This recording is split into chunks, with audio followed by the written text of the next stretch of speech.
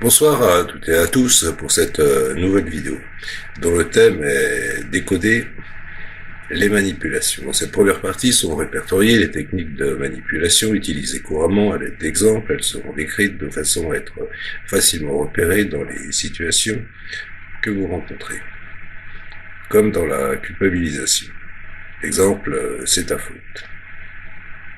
Le but rendre la cible responsable des émotions désagréables, du prétendu malheur ou de tout autre agissement problématique du manipulateur. Alors, comme exemple, c'est ta faute si j'ai pris une maîtresse, tu ne me satisfais pas au lit, et tu n'as pas voulu faire d'efforts, tu n'as qu'à t'en prendre qu'à toi-même. Arrêtez de faire du bruit, vous ne voyez pas que maman a mal à la tête à cause de vous. Finissez votre assiette, vous devriez avoir honte de faire la fine bouche alors que des milliers d'enfants meurent de faim chaque jour sur la terre. C'est à cause de mes parents si j'ai mal tourné. Ils n'ont pas su mettre des limites. Je traverse une épreuve terrible et vous n'êtes même pas là pour me soutenir. Marie pourrait, elle, au moins compter sur ses amis. Ne te préoccupe pas de moi. Va à ta fête et amuse-toi bien. Ce n'est pas parce que je souffre et que tu devrais t'en priver, même si ça me ferait très plaisir que tu restes avec moi. C'est là qu'on entend un double langage dit caractéristique de la manipulation.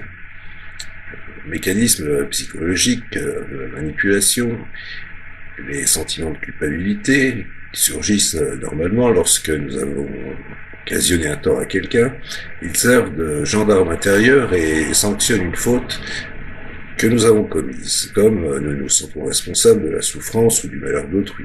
Nous avons tendance à vouloir réparer le préjudice infligé.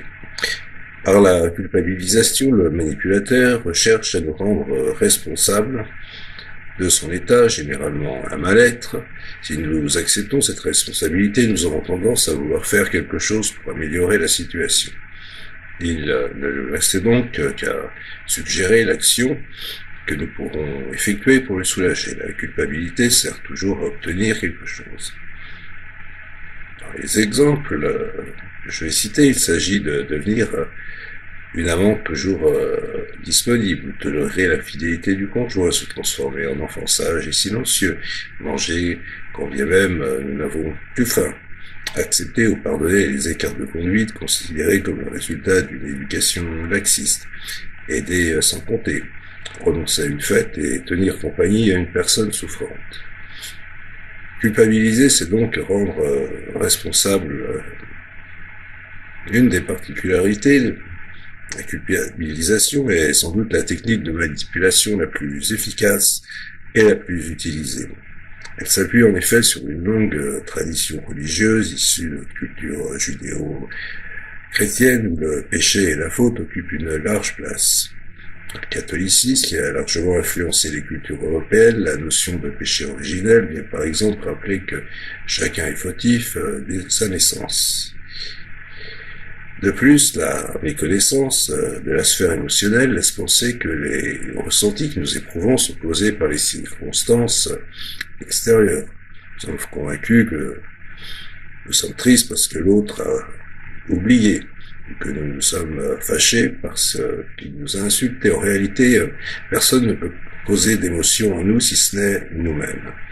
La plupart de nos états affectifs sont le résultat de notre discours intérieur, notre monologue intérieur. Nous nous attristons parce que nous interprétons le silence de notre ami comme un oubli. Nous nous énervons parce que nous donnons suite à ses insultes.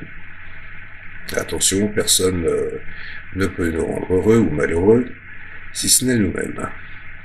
En conséquence, je vous dis, nous sommes persuadés que nous pouvons rendre les autres malheureux, ce qui alimente nos sentiments de culpabilité et nous rend particulièrement sensibles aux tentatives de culpabilisation. Et une des palmes d'or, c'est « tu m'énerves ». Cette phrase paraît tellement anodine que rares sont les personnes qui en perçoivent la portée culpabilisante. Et pourtant, elle rend l'interlocuteur responsable de l'état émotionnel désagréable de celui qui s'exprime. C'est ma faute si je suis énervé. Ouais, bien sûr, c'est tellement facile.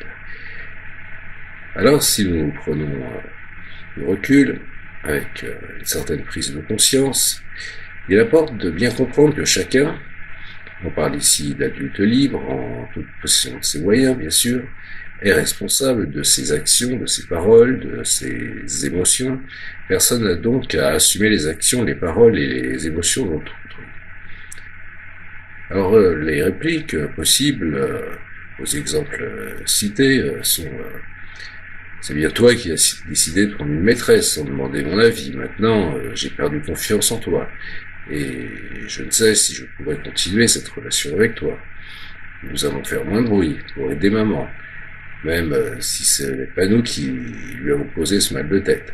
Je ne vois pas en quoi le fait de finir mes épinards va donner davantage à manger à quelqu'un d'autre. Et ton frère, qui a reçu la même éducation que toi, a-t-il également mal tourné? Il me semble que tes propres choix jouent un rôle important dans ce que tu vis.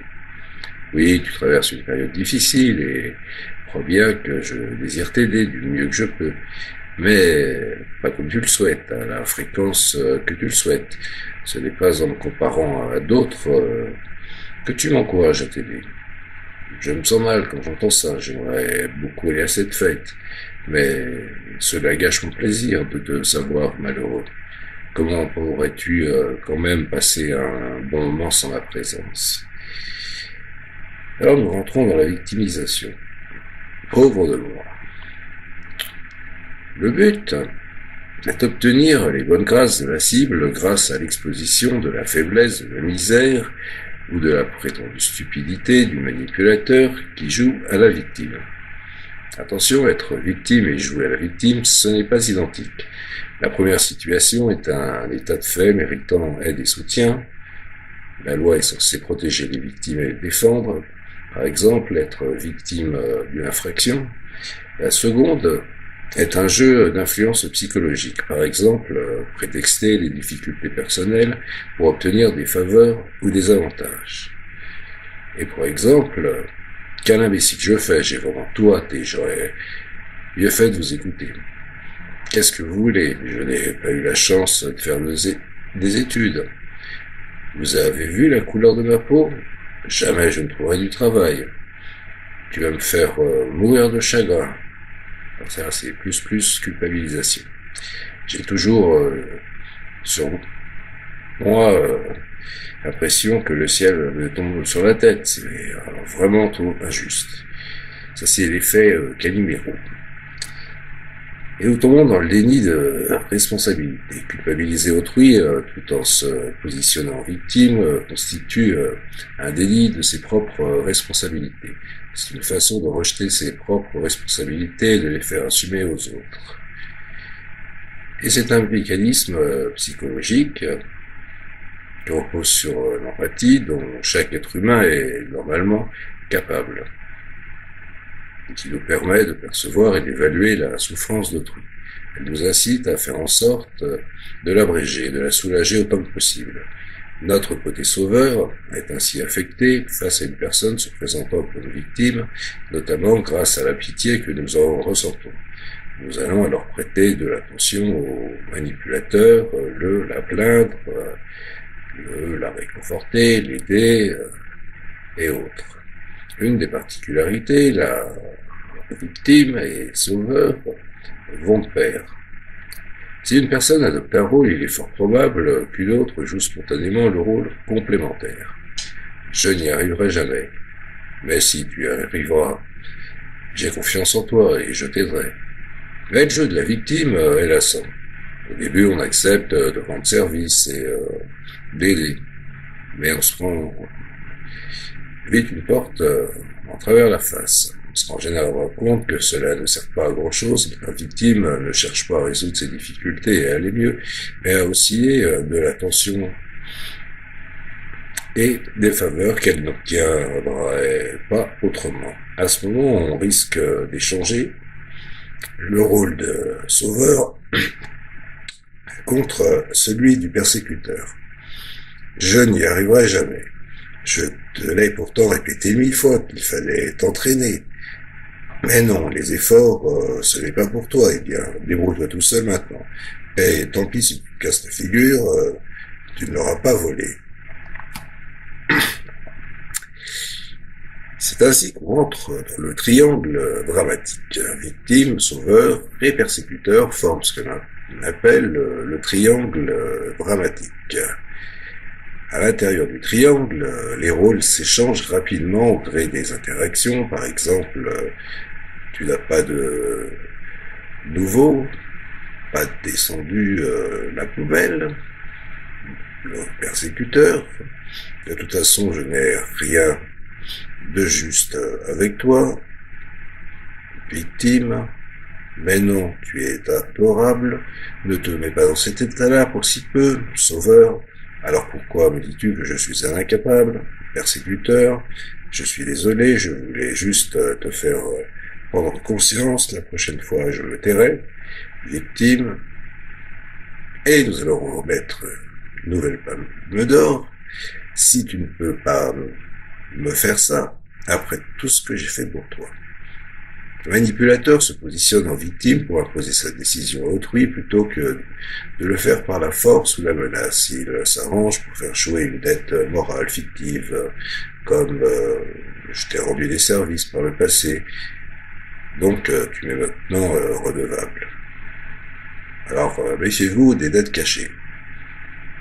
Elles peuvent vous coûter cher. Les sacrifices sont rarement gratuits.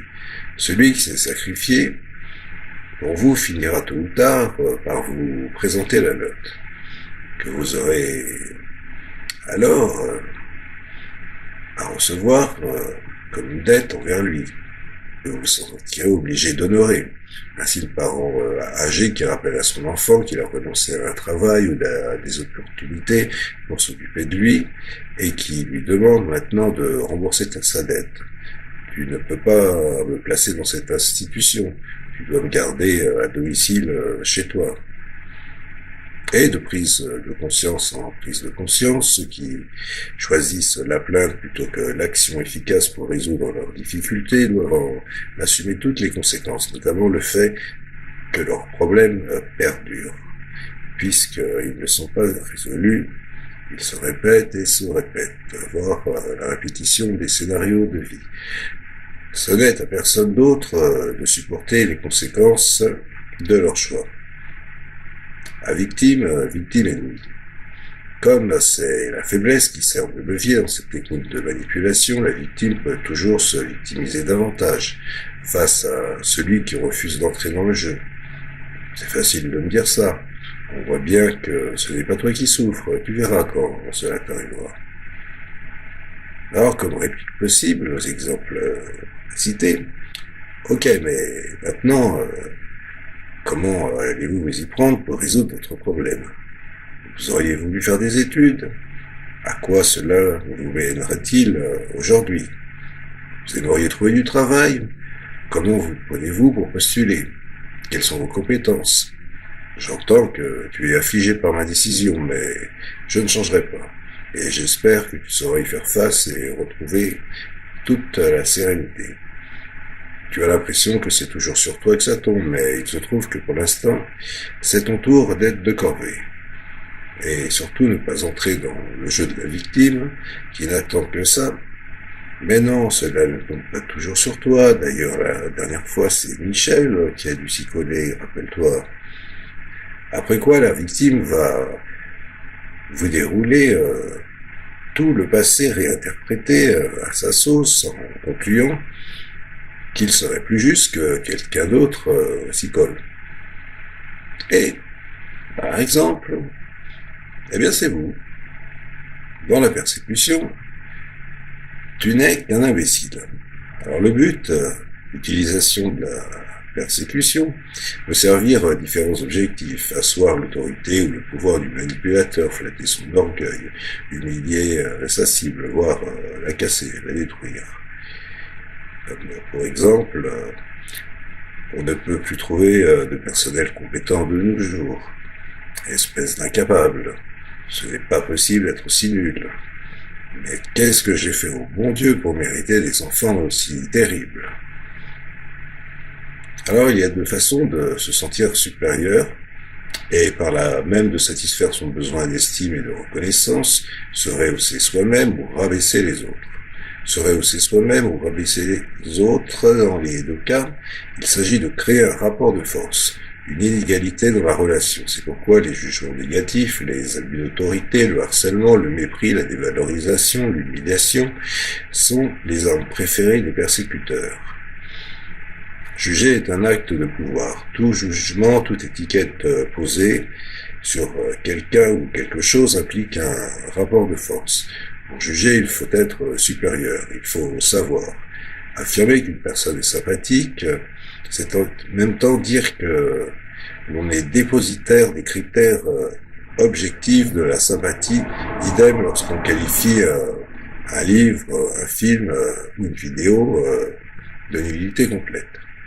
Le rôle du persécuteur ne peut être tenu que lorsque d'autres personnes adoptent le rôle de victime.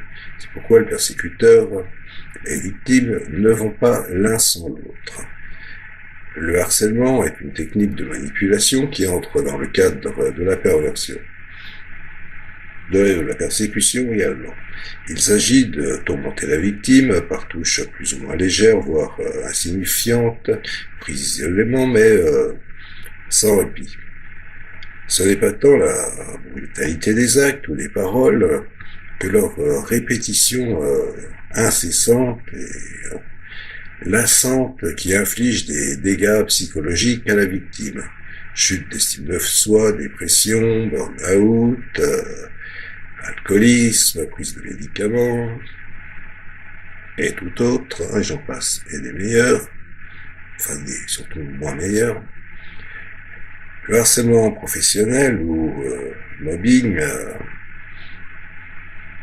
empêcher la victime de s'exprimer, la menacer verbalement ou physiquement, ignorer sa présence, la ridiculiser, lancer des rumeurs, des ragots à son sujet, la contraindre à des tâches humiliantes ou absurdes, l'évaluer défavorablement de manière injuste, attaquer ses convictions politiques ou ses croyances religieuses, l'agresser physiquement, lui faire des avances sexuelles. Et, comme au Festival de Cannes, la Palme d'Or revient à « Tu n'es qu'un égoïste ». En plus de porter un jugement négatif sur l'interlocuteur, cette phrase lui signifie implicitement qu'il lui faut modifier son comportement, c'est-à-dire aller dans le sens de ce que souhaite le manipulateur, bien sûr. Mais qui est le véritable égoïste dans cette histoire? Un persécuteur ne peut œuvrer que s'il dispose de personnes prêtes à endosser le rôle de victime. Il ne peut prendre que le pouvoir que les autres lui laissent. Lorsque l'esclave meurt, il n'y a plus de maître. Faire la morale à autrui est une façon assez simple d'infantiliser les autres. Aussi, comme autre exemple cité, que dois-je comprendre exactement par votre remarque? Il s'agit de sortir de l'implicite suggérée par le manipulateur. C'est votre avis que je ne partage pas, c'est votre opinion. Elle n'implique que vous. Que veux-tu nous dire vraiment, maman? Il y a aussi la pression et l'insistance. Allez, dis oui. Et le but est d'obtenir ce que le manipulateur souhaite, malgré le refus initial de la cible, notamment grâce à l'exagération, l'assistance, l'usure, la répétition de phrases lancinantes, comme allez, dis oui, tu verras plus tard, tu me remercieras d'avoir insisté, et pour la console de jeu, papa, pour la 218e fois. Il faut absolument que vous m'aidiez, c'est une raison de vie ou de mort. C'est maintenant qu'il faut vous décider, après ce sera trop tard. Parmi la multitude de décisions que nous devons prendre journellement, un bon nombre ne sont ni rattachées ni définitives. C'est sur ce flou, cette zone mouvante de nos motivations que tente de naviguer le manipulateur pour faire changer d'avis ses interlocuteurs. Et comme particularité, alors que le persécuteur assume son visage violent, Il ne s'en défend généralement pas. Le manipulateur qui utilise la mise sous pression adopte le plus souvent des traits sympathiques et doux, une affaire dans un gant de velours, mais lorsqu'on vous étrangle, c'est plus vraiment le velours que vous sentez. À noter que la pression va en s'accentuant et qu'elle peut assez rapidement se transformer en persécution, c'est-à-dire monter au grand jour son côté violent. Alors, comme phrase choc peut-être, vous ne savez même pas ce que je propose. La vente importune par téléphone ou en personne fait hélas partie des nuisances de la vie moderne. Le respect voudrait que le refus du client entraîne immédiatement la fin de la conversation. Alors, bien au contraire, et vous en avez l'habitude, on voit de nombreux vendeurs poursuivre impunément leurs argumentaires. Vous ne savez même pas ce que je propose, mais attendez de savoir ce que j'ai à proposer, etc. Voilà. Mot baratin classique. Maintenant, c'est tout ça la même chose, raccrocher, vous les envoyez poliment à aller prendre des vacances. Mine de rien, c'est sous un couvert plutôt anodin. Alors, c'est oui, que cette phrase est bien manipulatrice, puisqu'elle force, en fait, la décision de l'interlocuteur. C'est l'inverse de « prends un moment pour bien y réfléchir, et seulement après, tu me communiqueras ta décision ». Nous décidons non pas à être immédiat.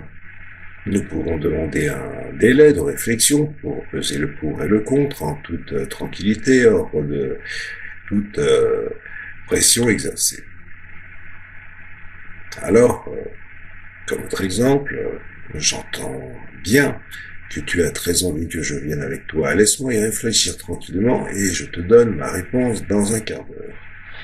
Je t'ai déjà dit que nous n'achèterions pas de console de jeu cette année. Tu as beau insister, cela ne changera pas ma décision. Je me sens sous pression lorsque vous me parlez ainsi. Je refuse de croire que votre vie soit en jeu. En revanche, j'entends que vous souhaitez vraiment mon aide. Alors tant pis, je préfère renoncer à cela plutôt que d'agir dans la précipitation et de le regretter plus tard. Et il y a évidemment comme émotion la colère. Assez, ça suffit maintenant. Dont le but est d'utiliser l'émotion de colère pour intimider la cible et bien sûr la faire plier. Exemple, bon, j'en ai marre maintenant, ça suffit. Tu veux vraiment que je pète un plomb? Toute phrase exprimée à l'aide de cris, de hurlements, de vociférations sur un ton sec, avec des mimiques, des grimaces et des crispations du visage, caractéristiques, enfin, par exemple, le capitaine Haddock dans les aventures de Tintin marque, bien sûr, la colère. La colère est une réaction inscrite dans nos gènes, également présente dans le règne animal. Elle naît face à un obstacle et permet de mobiliser l'énergie nécessaire pour le surmonter, le contourner, le résoudre, voire le détruire. En particulier, la colère permet d'intimider un adversaire potentiel afin d'éviter le combat et ses conséquences négatives. De là, notre propension à craindre les manifestations de colère et à les éviter. Et beaucoup parlent de chercher à éviter les conflits. L'expression de la colère ou de toute autre émotion n'est en soi ni bonne ni mauvaise. Elle devient manipulatrice quand le ressenti est utilisé afin d'obtenir quelque chose. On parle alors d'émotion instrumentale, d'instrumentaliser l'autre. Dire que je suis fâché parce que c'est ce que je ressens n'est pas identique à dire que je suis fâché pour que l'autre change de comportement. Certains manipulateurs n'ont même plus besoin de se mettre en colère pour influencer leurs interlocuteurs. Leur excès de rage passé, ils ont conféré une solide réputation de colériques, irascibles ou caractériels. C'est dès lors qu'il faut les prendre avec des pincettes, en redoutant à tout moment un bon pétage de plomb. Et ça devient à la maison le règne de la terreur. C'est génial. On s'éclate tous les soirs. et des fois particulièrement le vendredi soir. Bon, c'est pas officiel du samedi soir, c'est le vendredi soir. Je vous expliquerai peut-être pourquoi. Alors, comme phrase top, je vais finir par m'énerver. Expression d'une personne déjà en colère, mais qui essaie de se contenir tout en menaçant son interlocuteur. C'est une colère non encore avérée, en tout cas présentée comme telle, qui est utilisée ici comme levier et levier de manipulation. La colère est l'argument de ceux qui ont tort. C'est un dicton utile à se rappeler. Plutôt que de céder à la pression de la colère, il est avantageux de prendre les distances et de privilégier la distanciation. Voire, quand il est possible, la discussion osée. Mais seulement quand c'est possible.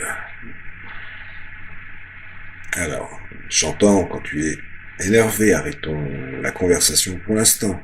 Non, je souhaite trouver une solution à ce problème, mais que je vois bien que tu es contrarié maintenant. De façon générale, mieux vaut reconnaître l'émotion d'autrui.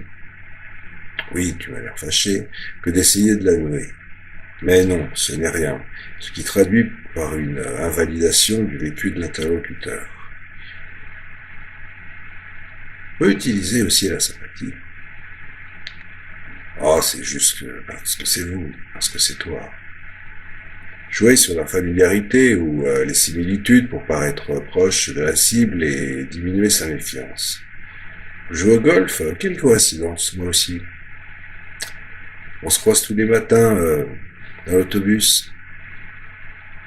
Vous aussi, vous avez été jeune. Vous savez comme c'est dur parfois. Deux mécanismes nourrissent la sympathie, la familiarité, plus souvent un stimulus qui nous a été présenté. Et plus il nous a été présenté, bien sûr, plus nous l'apprécions. Les similitudes, nous apprécions davantage ceux qui nous ressemblent, comme les liens qui naissent instantanément entre deux compatriotes se retrouvant dans un pays étranger, alors que dans leur région d'origine, ils se seraient complètement ignorés.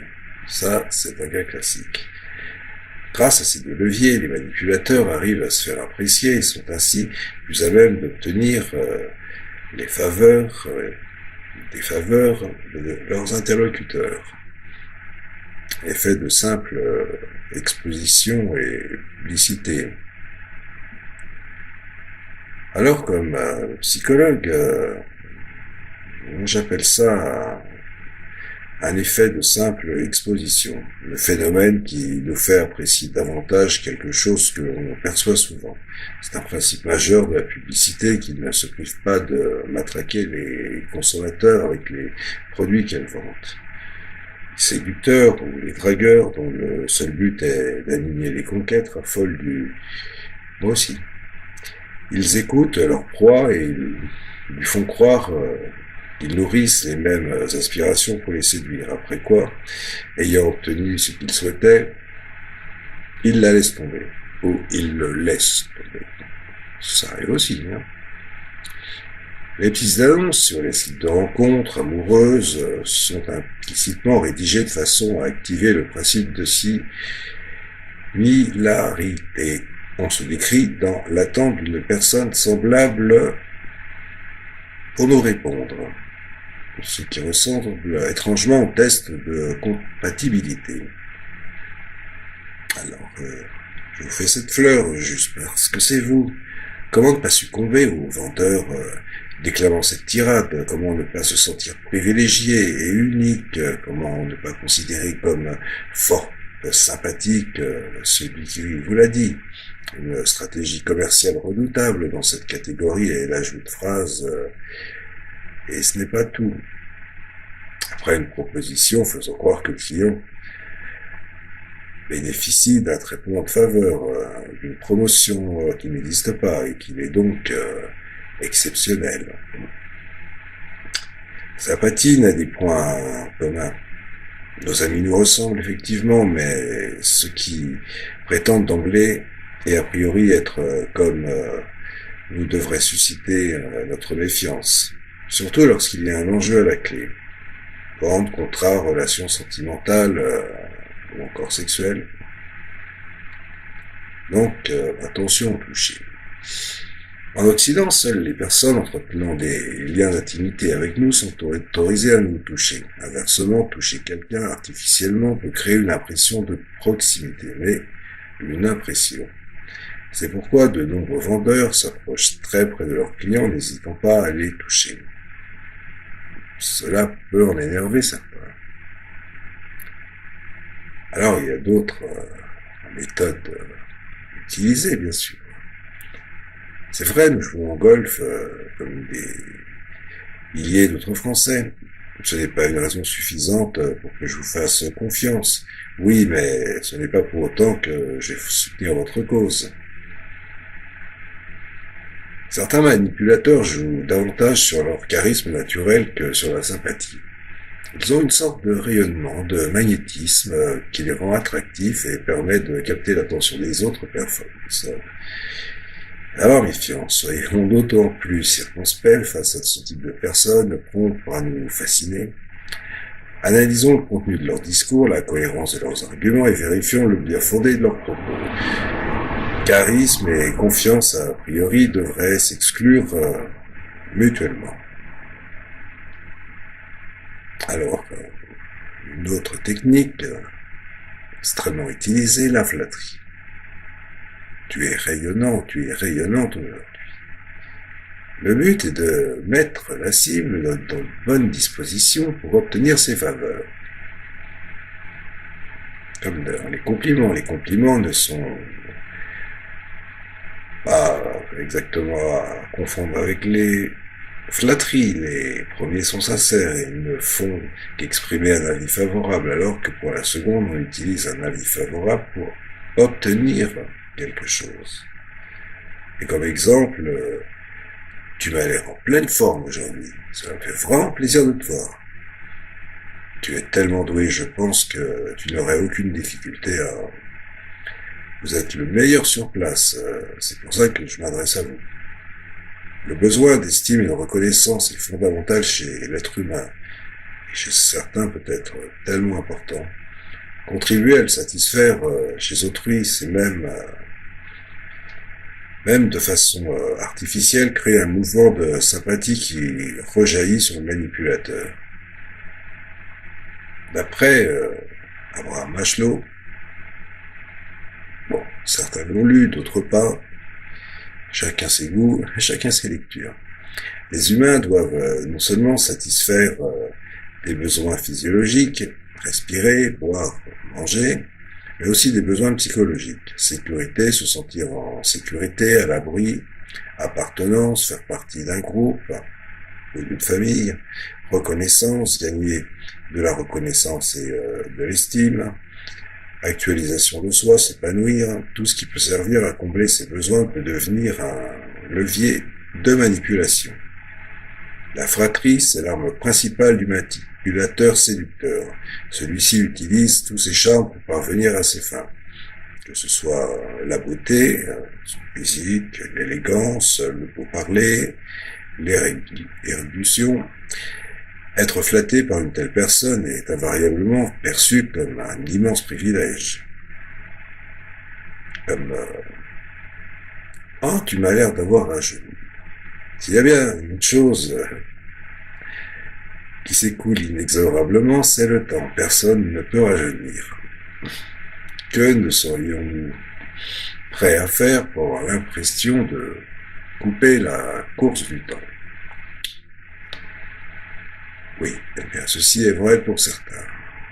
On peut aussi assumer l'âge qu'on a très bien et le vivre en totale harmonie. Mais lorsqu'ils sont sincères, les compliments sont toujours agréables à entendre. Mais la flatterie, elle, n'est jamais sincère, puisque toujours intéressée. Son contenu n'est donc pas valide. Et je ne la validerai pas ce soir. Autre exemple possible, c'est vrai, je suis en pleine forme.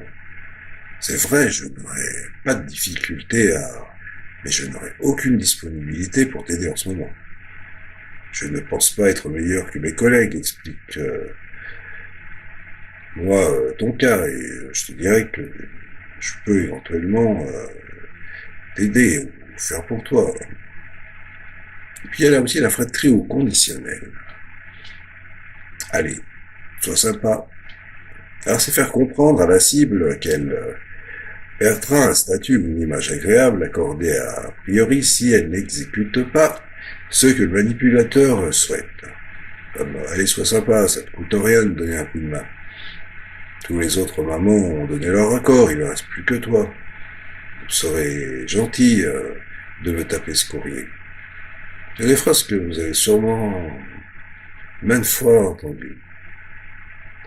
Et comme nous souhaitons être appréciés et jugés positivement par les autres, là, on entre dans le toujours regard des autres, nous essayons d'éviter de perdre leur considération. Il suffit donc de faire miroiter l'étiquette positive et surtout d'évoquer le risque qu'elle soit retirée pour influencer autrui. Le manipulateur commence par accorder la récompense, c'est-à-dire le qualificatif agréable. Par exemple, sympa, cool, généreux, serviable, comme les autres, en précisant toutefois que celui est conditionnel. Celui est conditionnel. Si nous ne faisons pas ce qu'il souhaite, il nous la retirera illico. La fratrie conditionnelle se marie à merveille avec la persécution et la culpabilisation. Vous serez gentil de me taper ce courrier. Traduit l'idée qu'un refus amènerait à juger la personne méchante, mauvaise, voire totalement incapable. La fratrie négative est une technique plutôt utilisée dans la séduction, plutôt que de paraître commun en lançant un compliment banal. Le séducteur énonce une phrase plus ambiguë, une petite raillerie sympathique qui pourrait passer pour une gaffe involontaire.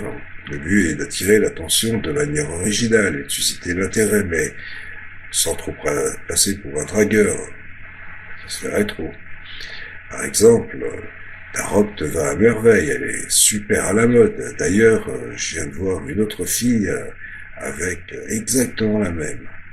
Tu as remarqué que tu as les oreilles un peu décollées, ça te confère un charme fou. Ça, c'est souvent du foutage de gueule. Bon. Un secrétaire de votre service frappe à votre porte et vous propose de contribuer au cadeau de mariage de Charles, que vous ne connaissez absolument pas. Moi non plus, d'ailleurs. Vous ne souhaitez pas signer cette carte, mais vous redoutez de passer pour un radin. Alors vous acquiescez quand même. Ici, la flatterie n'a même pas besoin d'être évoquée. L'autre phrase que vous connaissez bien. Alors, on partage la note. Au restaurant, telle est la phrase prononcée d'ordinaire par celui qui a copieusement mangé, alors que d'autres se sont concentrés de manger moindrement, ou de feuilles de salade. À eux le courage de répondre non, je souhaite payer ma part individuellement, et d'affronter des remarques du type mais comme tu es compliqué, regarde le temps qu'on va perdre à cause de toi. Il est possible, dans une certaine impossibilité, de prendre conscience qu'il est impossible de perdre et de plaire à tout le monde. Quoi que l'on fasse, il y aura toujours des mécontents. Fort de ce constat, nous devons diriger nos actions en fonction des buts à atteindre. Éducatifs, politiques, amoureux, et non pour plaire à autrui. Comme exemple de réplique, au risque de ne plus te paraître sympa, je ne peux quand même pas t'aider aujourd'hui. Même si je suis la seule maman à ne pas donner mon accord, cela ne change rien. Je ne te permets pas de... Vous voulez que je tape ce courrier immédiatement? Alors, dans les sentiments, et surtout les sentiments dans les liens familiaux, il y a la phrase, grande phrase type, Il faut s'entraider dans la famille. Alors, le but est d'utiliser les liens affectifs et familiaux entretenus avec la cible pour s'autoriser des comportements autrement inacceptables ou obtenir des faveurs de sa part. Exemple, je suis ton frère. Tu ne peux pas me laisser tomber. Téléphoner au milieu de la nuit à un proche pour obtenir un renseignement, utiliser le véhicule d'un parent et le rendre sans l'avoir nettoyé. Faire comme chez soi lorsqu'on est en visite chez un membre de sa famille, se permettre de dénigrer ou d'humilier son conjoint. Les relations familiales et conjugales supposent une entraide réciproque, de même qu'un engagement indéfectible, pour le meilleur et pour le pire. J'ai lu une phrase ce soir d'une personne que je connais bien qui voulait utiliser la technique, une des techniques que j'ai énoncées hier dans ma précédente vidéo pour écrire, définir ses émotions. Et justement, j'ai vu cette phrase pour le meilleur et pour le pire. On dit que c'est ainsi que la société est structurée. Bon, certains le disent. Les manipulateurs profitent de ces liens, sachant que les risques d'être éconduits et remis à l'ordre sont minimes. Comme dans la violence domestique, qu'elle soit psychologique, financière, verbale, sexuelle ou physique, c'est un véritable fléau. Il touche de nombreuses personnes. Certains disent plus d'une sur 3. Bon, restons tranquilles avec les chiffres. Qui, justement, se taisent pour sauvegarder le couple ou la famille. Vous connaissez tous qu'il existe bien des secrets de famille. Vous les connaissez, mais sans les connaître. Et parfois, il ne faut mieux pas les connaître du tout. Dans tous les cas, dénoncer au plus tôt afin que cela cesse, quitter sacrifier la relation, quel type de relation ne saurait justifier la violence. En particulier, ne pas croire sur parole à personne violente, promettant d'arrêter jusqu'à la prochaine fois. Seul un profond travail sur soi peut venir à bout de ses comportements. Il existe une particularité. Ce type de manipulation est parfois plus induit par la victime, et oui, induit par la victime, qu'exercée volontairement par les autres. C'est la personne elle-même qui s'interdit de dire, d'exprimer son mécontentement ou de demander des changements, ce qui incite les autres encore à continuer et continuer. Je n'oserais jamais refuser ça à ma mère. Je n'oserais jamais dire ça à ma sœur, à ma fille, à mon père. Alors, comme je vais décerner une nouvelle palme d'or, tu vas être heureux ce soir. Heureusement que vous êtes là. Je ne sais pas ce que je ferais sans vous. Moi non plus. Peut-être est-ce valorisant à entendre, mais visons à nous signifier que nous sommes indispensables à la survie d'autrui, de quoi réduire notre liberté de mouvement, notre liberté d'expression, toutes nos libertés. Ce n'est pas parce que nous sommes unis à certaines personnes par des liens familiaux ou matrimoniaux que nous devons accepter l'inacceptable. Certes, l'entraide et la générosité sont souhaitables. Mais lorsqu'elles dépassent les limites, nous sommes en droit de le signaler, voire de rompre le lien si rien ne change. Comme un jardin, une relation doit s'entretenir et se soigner pour être belle par divers moyens. Des contacts répétés, des moments agréables partagés, des échanges d'idées et bien d'autres. Sinon, elle aura tendance à s'étioler, à perdre de la vigueur et finira par mourir. Comme le dit un proverbe, ne laissons pas pousser les mauvaises herbes sur les chemins de l'amitié. Donc, comme réplique possible, encore par rapport aux exemples précités, je suis ton frère, mais c'est moi qui décide comment je peux t'aider et si je vais le faire dans cette situation. Je te demande à l'avenir de ne plus me téléphoner après 21h car je dois aussi me reposer. Je veux bien te prêter ma voiture, mais je te demande de la nettoyer avant de me la rendre. Sinon, je renonce à te la prêter. Je suis content que tu te sens à l'aise chez moi, mais j'aimerais que tu nous demandes avant d'ouvrir un placard ou un tiroir. Stop, je te demande d'arrêter immédiatement cela. Et il existe bien sûr le chantage affectif. Je ne peux pas vivre sans toi.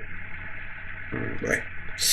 Jouer avec les sentiments de la cible ou du manipulateur pour influencer la cible, à préciser que le gain visé n'est pas forcément matériel. Il peut être de nature purement affective pour le manipulateur, par exemple, se rassurer quant à l'amour de l'autre. Par exemple, si tu me quittes, je ne survivrai pas, ou sans toi, je ne suis plus rien. Si tu décidais de me quitter, je te pourrirai la vie. C'est aussi appelé le terrorisme sentimental. Tu ne vas pas partir à l'étranger.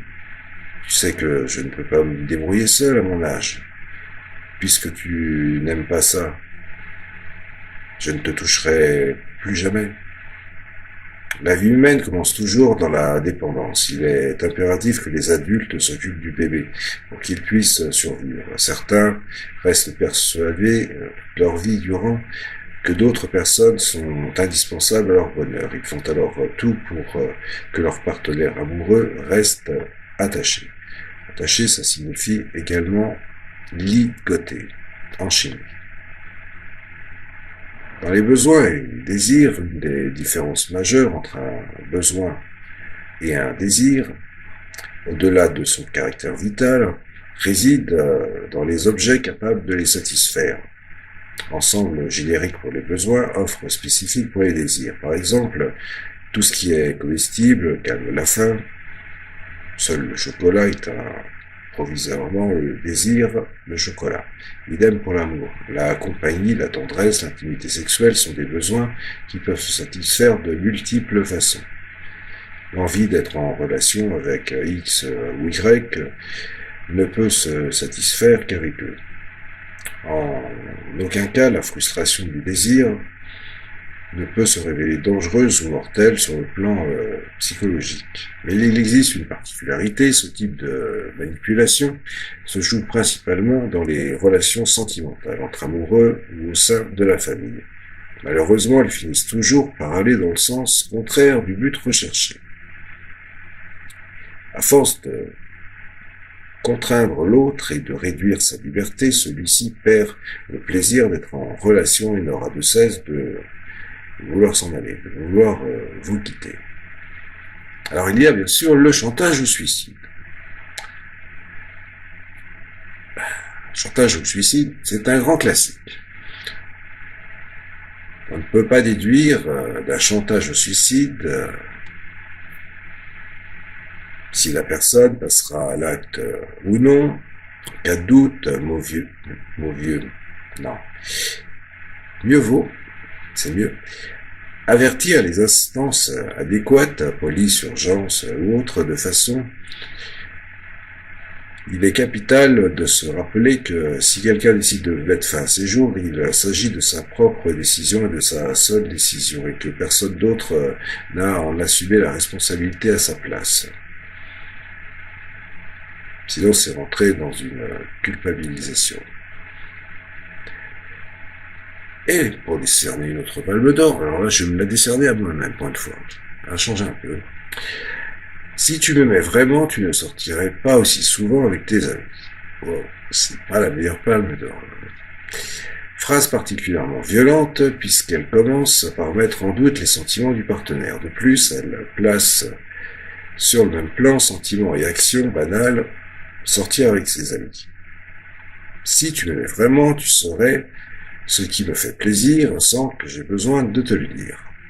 Là, on a le détecteur de pensée. Non seulement cette phrase met en doute les sentiments du partenaire, mais elle exige de lui des talents de voyant extra-lucide. Même l'amour le plus sincère ne confère pas des dons de lecture de pensée. Bien que peut-être certains le pensent. Dans leur pensée seulement. Personne n'est irremplaçable. Si vous veniez à décéder, ou plutôt quand vous viendrez à décéder, j'espère le plus tard pour vous, les autres seraient et seront obligés de se débrouiller sans vous. Peut-être pas aussi bien, mais ils se feront contraints de le faire. Alors, j'entends que je te parais indispensable, mais tu es tout à fait capable de te débrouiller sans moi. D'ailleurs, avant de me connaître, tu t'en tirerais très bien tout seul. Ce n'est pas en exerçant des menaces que tu vas me garder. Sache que je n'hésiterai pas une seconde à avertir la police si quelqu'un venait m'ennuyer, idem pour toi. Oui, maman. Je sais que tu ne peux pas te débrouiller seul, c'est pour cela que je vais contacter les organismes d'aide. Tu verras, on trouvera une solution, mais je ne veux pas renoncer à ce voyage, car après, je t'en voudrais. Et ça, je ne le veux pas. J'apprécie quand tu me touches, mais aujourd'hui, je suis particulièrement sensible, c'est pourquoi je te demande de ne pas me toucher maintenant. Pour la palme, je t'aime, et mon amour n'a rien à voir avec les sorties entre amis. Je t'aime, mais mon amour ne me permet pas de deviner ce que tu ne me dis pas. Je préfère que tu m'exposes tes goûts et tes préférences plutôt que de risquer de me tromper. Et il y a la menace. Gare à toi. Encore, ça c'est sympa. Et c'est faire miroiter chez la cible les conséquences négatives d'un refus d'obtempérer aux exigences du manipulateur. Ah bon, vous ne voulez pas faire un effort? Savez-vous qu'il y en a 10 qui attendent pour prendre votre poste? Vous savez, j'ai des relations. Cela ne se passera pas comme ça, je vous préviens. La peur est ancrée chez l'être humain. De nombreuses espèces animales, comme avertisseurs de danger, son but est de faire éviter les conséquences fâcheuses que ceci pourrait représenter, ainsi activer une peur à toutes les chances d'induire des comportements d'évitement pour éviter le danger. Il suffit d'exécuter les désirs du manipulateur, qui lui en est bien conscient, et il est surtout bien conscient de là où il vous conduit. Les réponses instinctives à la peur dans le monde animal sont le combat et la fuite. Soit le danger est affronté, soit il est évité en fonction des situations. Une des particularités de la menace peut prendre la forme d'un avertissement, d'un chantage, d'un ultimatum, d'une sommation, d'une tentative d'extortation. Elle peut se référer à des violences physiques, verbales, psychologiques, économiques, sexuelles. Dans tous les cas, elle implique l'intimidation. Utilisée pour contraindre une personne là où elle devrait pouvoir disposer en fait de toute sa liberté. Alors, punition ou chantage. Avertir l'enfant ou un collaborateur des sanctions qui encourent s'il n'obtempère pas est-il assimilable à un chantage? Non, car dans ces cas, il existe un rapport d'autorité, d'obéissance qui fait partie de la relation parentale ou professionnelle, mais du moment que les ordres sont justifiés, les ordres ou les consignes. Ce n'est pas non plus un chantage de la police que d'avertir les automobilistes qu'ils sont mis à l'amende en cas d'excès de vitesse. Et si on vous dit, alors toi, tu vas me le payer. La menace par excellence, même pas camouflée. D'ailleurs, pourquoi un manipulateur qu'elle la cacherait? Il n'a pas à cacher une menace. Il s'en fiche complètement. Tout ce qui est réduit à la liberté de choix ne doit pas être pris à la légère. Les risques, parfois bien réels, doivent être mesurés afin que les décisions appropriées puissent être posées. Prendre ses distances, amener l'affaire devant une autorité compétente, porter plainte, accéder au chantage, accepter d'entrer dans un chantage ouvre la porte à d'autres abus futurs. Cela ne règle jamais une situation. Donc, vous pouvez me croire, câble menteur, pour créditer ses dires, et si cela ne suffit pas, ils exclament quoi? Tu n'as pas confiance en moi? Rappelons-nous que la confiance se mérite, ou se gagne. Elle ne se donne pas simplement. Comme réplique, ce n'est pas une question de confiance. J'ai pour habitude de vérifier moi-même. Alors, détectons le mensonge, ou achetez-vous un détecteur ou un décodeur de mensonges. On pense communément que ce sont les indices non-verbaux qui traduisent le mensonge. Regard fuyant, nervosité, malaise, etc. En réalité, c'est le contenu du discours.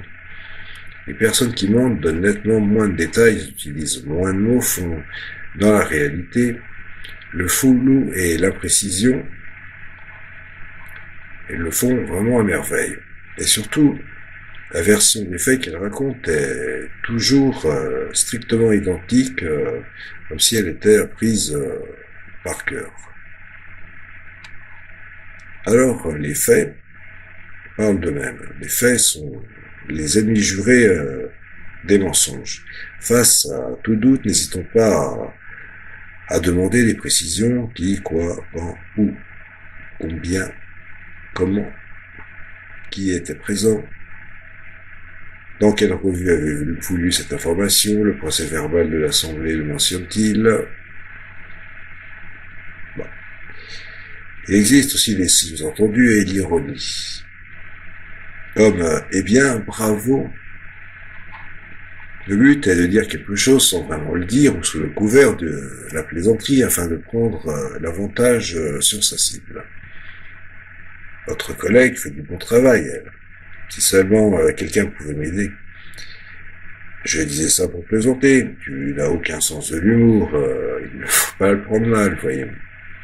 La communication humaine emprunte deux canaux distincts. Le verbal, c'est-à-dire l'utilisation du langage, et le non-verbal, les expressions du visage, la posture gestuelle, l'intonation de la voix, etc. On parle également d'implicite et d'explicite. Si les deux sont plus souvent en phrase, il est tout à fait possible de les rendre discordants.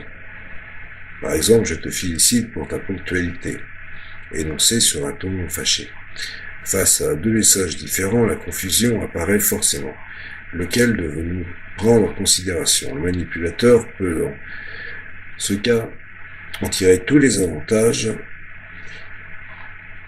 Ce n'est pas ça que je voulais dire. C'est tellement simple. Pas pour lui, hein. Encore plus si c'est naturel. Alors il existe, à l'heure actuelle, de nombreux ouvrages donnant les clés pour décoder le non-verbal et les gestes d'autrui, des séries télévisées également, aussi, comme j'en citais une, Lie to Me. Il importe de se rappeler qu'un geste est toujours lié à un contexte qui en modifie le sens. Se gratter le cuir chevelu n'a pas le même sens durant un examen et lors d'une épidémie de pouls. Autrement dit, le non-verbal doit toujours être considéré comme un indice, jamais comme une preuve. Bien que vous devriez vous intéresser à la synergologie qui va beaucoup plus loin que les tests de femmes actuelles. J'adore ce magazine. Ça, c'est de l'ironie. L'ironie est une forme de langage implicite particulièrement prisée des manipulateurs. Elle permet de dire sans dire et surtout de se défendre d'avoir dit. Alors, moi, je ne défends pas de l'avoir dit. Je comprends vite quand tu t'exprimes clairement. Façon de dire sans dire que l'autre n'arrive habituellement pas à s'exprimer clairement. L'humour, oui. L'ironie, non. Bon, pourquoi pas. La différence entre l'humour et l'ironie réside dans le nombre de personnes qui sourient autour de la table. Toutes pour la première, toutes sauf une pour la seconde. L'ironie est toujours dirigée contre quelqu'un qui de plus ne peut pas se défendre. T'as vraiment pas le sens de l'humour. Hein. L'humour grinçant, de même que le cynisme et les sarcasmes, est plutôt à éviter dans la communication interpersonnelle. Il y a tendance à alimenter, dans ces cas-là, le malaise et à amener une ambiance plus que tendue. Il y a l'utilité aussi du paradoxe, sens-toi libre. Le but est de donner des indications contradictoires afin de pouvoir reprocher à la cible de ne pas les avoir suivies. J'aimerais tellement que tu m'offres des fleurs. 2 jours plus tard, le mari tend un bouquet à sa femme, qui s'exclame: cela ne vient pas de cœur, tu me les offres juste parce que je l'ai demandé. Boum. N'avez-vous jamais entendu cette phrase? Assume ton côté de chef de famille. Vas-y, affirme-toi. Deviens un mâle. Empêche-moi de boire.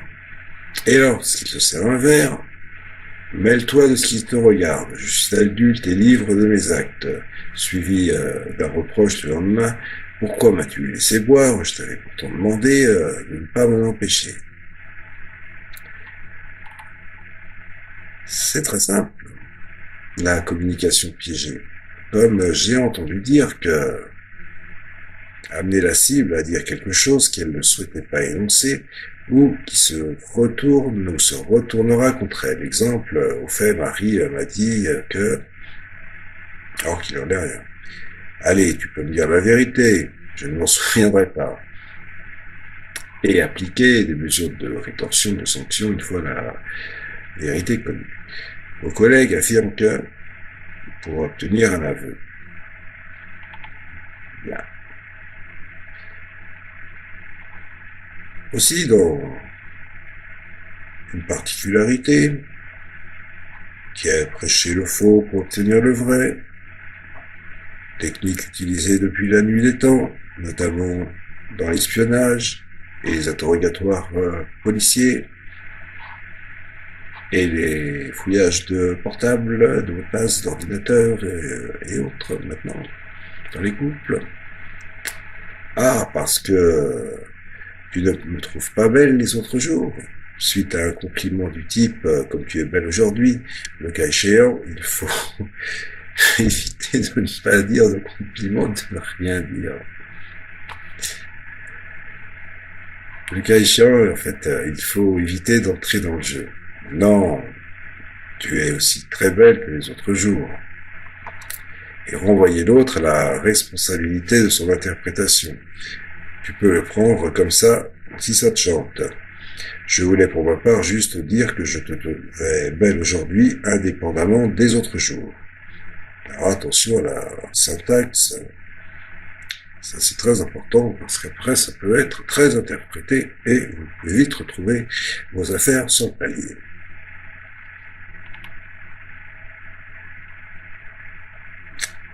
Alors il y a le « Tiens, c'est un cadeau ».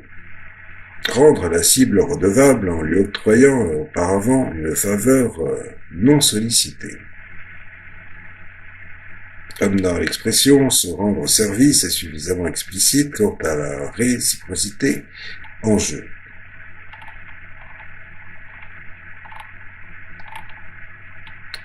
Il y a les pièges de la cohérence.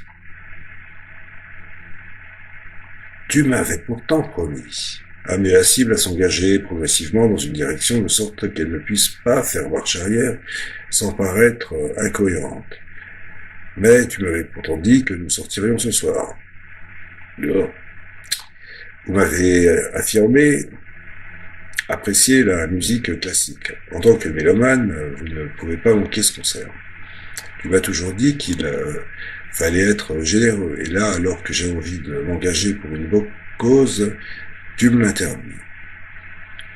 Et bon, ça continue et ça recommence.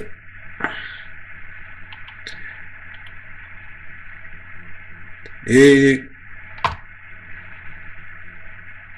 pour vous décerner à vous maintenant la palme d'or, l'automanipulation qui consiste à préserver dans un choix, alors qu'il ne vous convient pas, finir de regarder cette vidéo ennuyeuse, parce qu'on l'a commencé, rester jusqu'au bout de la séance parce qu'on a payé le prix de la place, finir des études dans une discipline parce que cela donne une mauvaise impression, de changer en cours de route. Si la cohérence est une qualité, l'excès de cohérence s'apparente plutôt à de la rigidité mentale, de la psychorigidité. Savoir reconnaître que les choses changent et que nos goûts fluctuent permet d'éviter bien des pièges. Mais ceci n'est pas encore acquis pour tous et pour toutes. Ce n'est pas parce qu'un objet ou un verre se vend à des milliers d'exemplaires qu'il est forcément de qualité. Par exemple,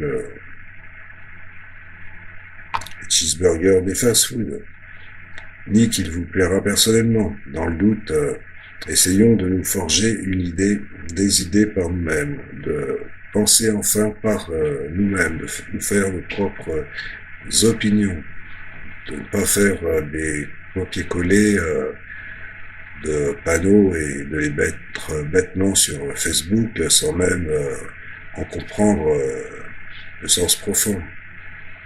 D'ailleurs, s'il y a un sens à comprendre.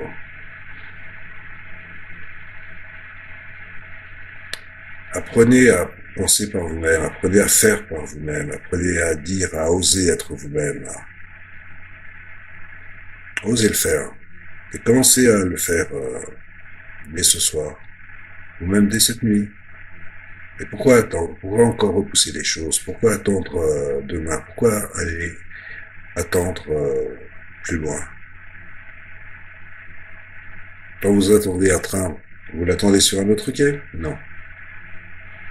Vous devez être là, présent, dans une pleine présence, pour passer à l'action, et cette action est dirigée dans le seul objectif de devenir vous-même, qui vous êtes réellement et profondément, avec vos forces, vos valeurs, vos convictions, votre profondeur, votre valeur d'âme, vos défauts, vos qualités.